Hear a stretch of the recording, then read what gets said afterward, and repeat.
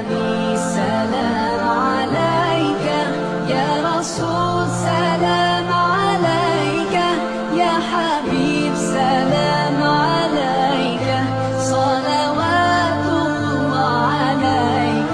Deyiblər kim sübh namazından sonra və şam namazından sonra oturduğu yerdədir, hələ qalxmayıb. Məsələn, qayda deyə İnnəllaha və mələikətəhu yusalluna alən-nəbi ya eyyuhəl-ləzina amanu sallu aleyhi və sallimu təslima.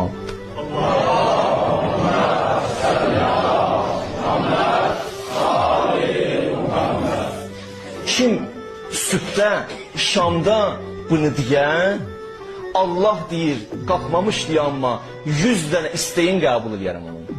70'i bu dünyaya aiddir, 30'u ahirete. 70 dənə gündəlik nə duam var, isteyin var mən onu qəbul edirəm.